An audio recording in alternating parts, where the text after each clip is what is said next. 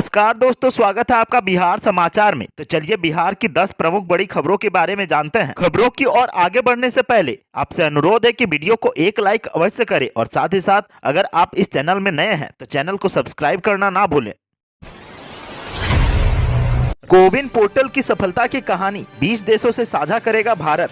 30 जून को आयोजित किया जाएगा ग्लोबल कॉन्फ्रेंस। जी हां, देश में कोरोना टीकाकरण कार्यक्रम के लिए केंद्र सरकार ने कोविन पोर्टल की शुरुआत की। इसी कोविन पोर्टल के जरिए वैक्सीन लगवाने वालों का रजिस्ट्रेशन किया जाता है और टीकाकरण के बाद सर्टिफिकेट भी प्रदान किया जाता है। भारत के दुनिया भर के 20 से अधिक देशों के साथ राष्ट्रव्यापी कोरोना टीकाकरण कार्यक्रम की शुरुआत की और आज इस मामले में सबसे आगे है। भारत टीकाकरण कार्यक्रम के क्रियान्वयन में अहम भूमिका निभाने वाले डिजिटल प्लेटफॉर्म कोविन की सफलता की कहानी उन 20 से अधिक देशों के साथ साझा करेगा जिन्होंने अपने टीकाकरण अभियान को चलाने के लिए इस पोर्टल को अपनाने में रुचि दिखाई। सूत्रों से मिली जानकारी के अनुसार केंद्रीय स्वास्थ्य मंत्रालय, विदेश मंत्रालय और राष्ट्रीय स्वास्थ्य प्राधिकरण की संयुक्त पहल पर 30 जून को डिजिटल माध्यम से कोविन वैश्विक सम्मेलन आयोजित किया जाएगा, जिसमें दूसरे देशों का प्रतिनिधित्व करने वाले स्वास्थ्य और प्रौद्योगिकी विशेषज्ञ हिस्सा लेंगे।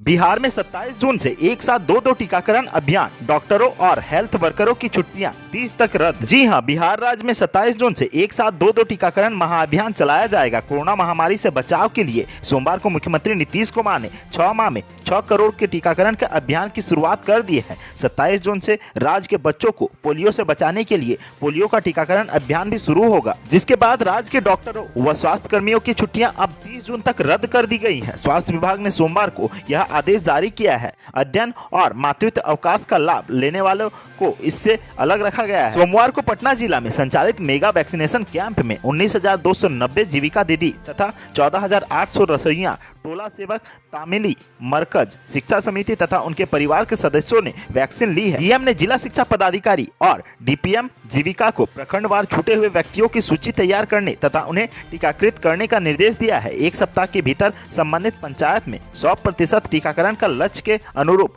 कार्य जारी रहेगा। पटना डीएम आज इन पंचायतों में टीकाकरण की समीक्षा करेंगे। डेल्टा प्लस वेरिएंट को लेकर महाराष्ट्र, केरल और मध्य प्रदेश के लिए स्वास्थ्य मंत्रालय ने जारी की एडवाइजरी। जी हां, केंद्रीय स्वास्थ्य मंत्रालय ने डेल्टा प्लस वेरिएंट पर महाराष्ट्र, केरल और मध्य प्रदेश के लिए एडवाइजरी जारी की है। यह वेरिएंट वर्तमान में चिंता का एक नया कारण बना हुआ है। इन राज्यों को तत्काल रोकथाम के उपाय करने, उन्नत परीक्षण, ट्रैकिंग और टीकाकरण उन जिलों और समूहों में करने को कहा गया है जहां डेल्टा प्लस वेरिएंट पाया जाता है। केंद्रीय स्वास्थ्य सचिव ने इन तीनों राज्यों को सूचित किया है कि यह वेरिएंट महाराष्ट्र के रत्नागिरी और जलगांव जिलों के नमूनों में पाया गया है। केरल के पलक्कड़ और पठानमथिट्टा जिले और मध्य प्रदेश के भोपाल और शिवपुरी जिले इस श्रेणी में आते हैं। यह भी कहा गया है कि पॉजिटिव व्यक्तियों के पर्याप्त नमूने इनसेकोग नामित प्रयोगशाला को तुरंत भेजे जाने चाहिए ताकि महामारी को रोका जा सके। इनसेकोग के हालिया निष्कर्षों के आधार पर केंद्रीय स्वास्थ्य मंत्रालय ने इन राज्यों के कुछ जिलों में पाए जाने वाले कोविड-19 के डेल्टा प्लस वेरिएंट के बारे में महाराष्ट्र, केरल और मध्य प्रदेश को सतर्कता बरतने की सलाह दी है। केंद्रीय स्वास्थ्य मंत्रालय ने महाराष्ट्र, केरल और मध्य प्रदेश राज्य सरकारों को सलाह दी है कि सार्वजनिक स्वास्थ्य उपायों को अधिक केंद्रित और प्रभावी बनाना होगा। हिंदुस्तान शिपयार्ड में 53 मैनेजर व अन्य पदों के लिए कल से करें ऑनलाइन आवेदन। जी हां, सार्वजनिक क्षेत्र की कंपनियों में सरकारी नौकरी की इच्छा रखने वाले उम्मीदवारों के लिए काम की खबर है। भारत सरकार के रक्षा मंत्रालय के अधीन शिप बिल्डिंग एवं शिपयार्ड रिपेयर कार्य करने वाले सार्वजनिक क्षेत्र की कंपनी हिंदुस्तान शिपयार्ड लिमिटेड ने नियमित और संविदा के आधार पर भर्ती के लिए विभिन्न पदों की कुल 53 रिक्तियों पर भर्ती के लिए अधिसूचना जारी की है। कंपनी द्वारा ऑफिशियल वेबसाइट hsl-vizag.in पर जारी अधिसूचना के अनुसार कंसल्टेंट, मैनेजर और अन्य पदों के लिए योग्य उम्मीदवारों को आवेदन आमंत्रित किए जा रहे हैं। आवेदन के इच्छुक व योग्य उम्मीदवार HSL की वेबसाइट पर कैरियर में उपलब्ध कराए जाने वाले ऑनलाइन एप्लीकेशन फॉर्म के माध्यम से आवेदन कर पाएंगे। HSL भर्ती अधिसूचना 2021 के अनुसार नियमित आधार पर भर्ती के पदों के लिए उम्मीदवार 20 जुलाई तक आवेदन कर पाएंगे। वहीं निश्चित अवधि की संविदा भर्ती के लिए उम्मीदवारों को 10 अगस्त तक आवेदन कर लेना होगा और कंसल्टेंट पदों के लिए उम्मीदवार 30 अगस्त 2021 तक आवेदन कर सकते हैं। बिहार के 9 जिलों में एक भी संक्रमित नहीं, 24 घंटे में मिले 245 नए केस, 7 की मौत। जी हां, बिहार में 245 नए कोरोना संक्रमित मरीजों की पहचान मंगलवार को हुई। 9 जिलों में एक भी नया कोरोना मरीज नहीं मिला है। पिछले 24 घंटे में 86,154 सैंपल की कोरोना जाँच की गई। राज्य में कोरोना संक्रमण का दर अब 0.28% रह गई है। पिछले 24 घंटे में कोरोना के 410 संक्रमित मरीज इलाज के बाद स्वस्थ हुए, जबकि 7 संक्रमितों की मौत इलाज के दौरान हो गई। राज्य में संक्रमितों के स्वस्थ होने की दर 98.25% रही है। पूरे बिहार में अब 3016 सक्रिय मरीज हैं। इसके एक दिन पूर्व राज्य में 294 कोरोना संक्रमित मिले थे। इस प्रकार पिछले 24 घंटे में 49 कम नए संक्रमित मिले। स्वास्थ्य विभाग के अनुसार राज्य के 9 जिले औरंगाबाद, बक्सर, जहानाबाद, नवादा, कैमूर, रोहतास, सहरसा, शेखपुरा और पश्चिमी चंपारण में एक भी नया मरीज नहीं मिला है। राज्य में कोरोना की पहली और दूसरी लहर के दौरान अब तक 7,07,365 संक्रमित इलाज के बाद स्वस्थ हो चुके हैं, जबकि अब तक राज्य में 7,19,949 कोरोना मरीजों की पहचान की जा चुकी है। राज्य में अब तक कोरोना से 9,557 संक्रमितों की मौत हुई है। बिहार के शिक्षकों के लिए खुशखबरी, तबादले की प्रक्रिया शुरू। जुलाई के पहले हफ्ते से शेड्यूल जारी करेगी सरकार। बिहार में तबादले का इंतजार कर रहे शिक्षकों और पुस्तकालयाध्यक्षों के लिए बड़ी खुशखबरी है। नीतीश सरकार ने शिक्षकों और पुस्तकालयाध्यक्षों के तबादले की तैयारी लगभग पूरी कर ली है। शिक्षकों के ट्रांसफर के लिए ऑनलाइन आवेदन की प्रक्रिया के लिए पोर्टल तैयार कर लिया गया है। मंगलवार को शिक्षा विभाग के अधिकारियों ने तैयार पोर्टल का फाइनल ट्रायल भी देखा है। शिक्षा विभाग के अपर मुख्य सचिव संजय कुमार ने बताया कि शिक्षकों के तबादले की प्रक्रिया अब कब से आरंभ हो, इसको लेकर तैयारियां चल रही है। शिक्षा विभाग के पोर्टल के माध्यम से ऑनलाइन आवेदन लिए जाएंगे और सॉफ्टवेयर के माध्यम से इच्छुक शिक्षकों के तबादले सुनिश्चित होंगे। सरकार ने बताया कि पहले पुस्तकालयाध्यक्षों, महिला और दिव्यांग शिक्षकों का तबादला किया जाएगा। गौरतलब हो कि बिहार सरकार ने पहले स्पष्ट कर दिया था कि 3 साल से कम की सेवा देने वाले पुस्तकालयाध्यक्ष, महिला शिक्षक और दिव्यांग शिक्षक ऐच्छिक तबादले के लिए आवेदन नहीं कर सकेंगे। इनका तबादला फिलहाल नहीं किया जाएगा। सरकार ने यह भी कहा है कि जिन महिला या दिव्यांग शिक्षकों और पुस्तकालयाध्यक्षों के प्रमाण पत्रों की जाँच नहीं हुई है, सरकार उनका भी ट्रांसफर नहीं करेगी। जिनके प्रमाण पत्र जाँच में सही पाए गए हैं, वे ही आवेदन करने के पात्र होंगे और उनका ही तबादला किया जाएगा। बिहार एस्टेट रिजल्ट में बड़ी धांधली का आरोप, शिक्षक संघ ने कहा कैंडिडेट्स को अंधेरे में रखकर तैयार की गई मेरिट लिस्ट। जी हां, सोमवार को बिहार विद्यालय परीक्षा समिति की ओर से एसटीईटी 2019 के पेपर 1 और पेपर 2 का फाइनल रिजल्ट जारी किया गया है। रिजल्ट सामने आने के बाद हजारों ऐसे कैंडिडेट्स हैं जो मेरिट लिस्ट से बाहर हो गए हैं। टीईटी एसटीईटी उत्तीर्ण नियोजित शिक्षक संघ का आरोप है कि एसटीईटी 2019 के मेरिट लिस्ट में धांधली की गई है। इसमें पारदर्शिता नहीं बरती गई है। प्रदेश अध्यक्ष मार्कंडे पाठक का कहना है कि एसटीईटी परीक्षा में उत्तीर्ण अभ्यर्थियों को अंधकार में रखकर मेरिट लिस्ट जारी किया गया है। शिक्षक संघ ने कहा है कि बिहार बोर्ड द्वारा जारी रिजल्ट में 2 तरीके का रिजल्ट दिख रहा है। एक में अभ्यर्थी उत्तीर्ण है लेकिन मेरिट लिस्ट से बाहर है, जबकि दूसरे में अभ्यर्थी उत्तीर्ण है एवं मेरिट लिस्ट दोनों में है। जबकि 12 मार्च को पहली बार रिजल्ट जारी करते समय शिक्षा मंत्री और अनेकों अवसर पर विभागीय अपर मुख्य सचिव संजय कुमार द्वारा यह कहा गया था कि एसटीईटी परीक्षा में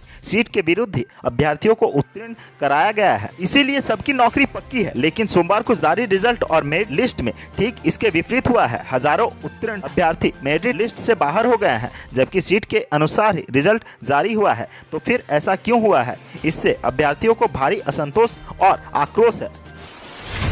बिहार में गांव के बाद अब शहरी इलाकों पर मंडराया बाढ़ का संकट। जी हां, बिहार में बाढ़ की दस्तक ने लोगों का जीना मुश्किल कर दिया है। मानसून के प्रवेश करने के बाद अब नदियों के जलस्तर में रोजाना बढ़ोतरी हो रही है। वहीं नेपाल में होने वाली मूसलाधार बारिश ने भी बिहार को डुबोना शुरू कर दिया है। प्रदेश के प्रमुख नदियों में उफान देखने को मिल रहा है। वहीं कई इलाके में भी अब जलमग्न होने लगे हैं। नदी किनारे बसे इलाकों में कटाव एक बड़ी समस्या हो चुकी है। एक तरफ जहां किसानों के फसलों को नुकसान पहुंचा रहा है, वहीं दूसरी तरफ इस कोरोना काल में भी उन्हें निचले इलाके को खाली कर विस्थापित का जीवन जीने पर मजबूर होना पड़ रहा है। लगातार हो रही बारिश ने गंगा और कोसी के जलस्तर में बढ़ोतरी लाई है। नदी किनारे बसे क्षेत्रों में कटाव तेजी से देखा जा रहा है। भागलपुर में गंगा का जलस्तर बढ़ा तो सबौर में संतनगर के ग्रामीण सड़क किनारे लगभग 300 फीट लंबा मिट्टी का कटाव हो गया। सड़क के नीचे की मिट्टी का गंगा में समा जाने से अब ग्रामीणों का मुख्य मार्ग ही खत्म होने के कगार पर है। वहीं दूसरी ओर लंबी दूरी तक कटाव पिछले 7 दिनों में जारी है। पीरपैंती और कहलगांव में भी ऐसा ही